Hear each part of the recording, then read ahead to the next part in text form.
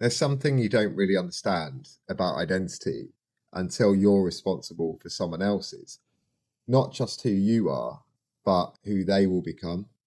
So when you have children, your past doesn't just belong to you anymore. Your culture, your memories, and even your losses, they become inheritance. So my son is 8 years old and he's grown up here in the Philippines with tropical weather, local schools, and Filipino culture.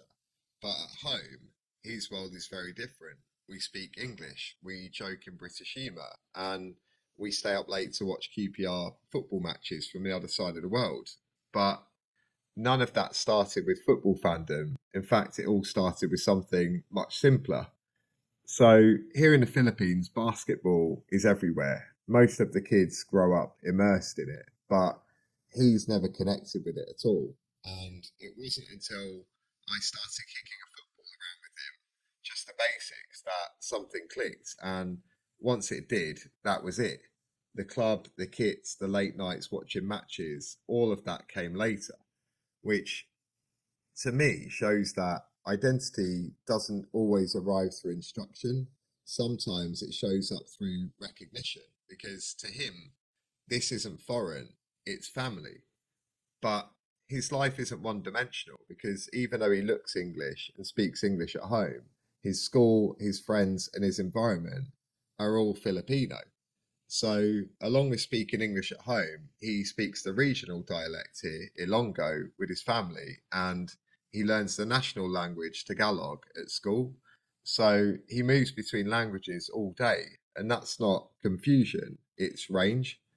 So, of course, some subjects come easily to him, but others take a lot more effort. And it's not because he's less capable, but because his mind is navigating multiple cultural frameworks all at once. And that's not weakness, it's adaptability.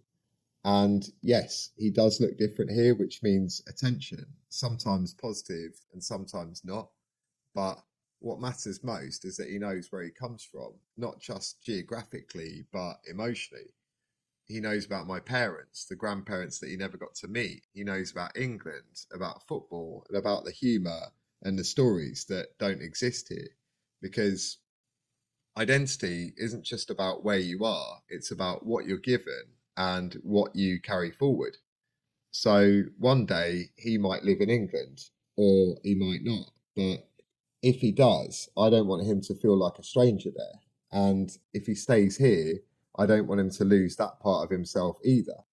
And that's what raising a child between cultures means to me. You're not choosing one over the other, you're teaching them how to carry both. So I don't know where my kids will end up in the future, but I just want them to know who they are when they get there, not just where they were born, but where they come from. So if any of that resonates with you, please feel free to drop a comment below. I'm Andy Gates, and this is Between Worlds. Thank you for watching, and I'll see you in the next one.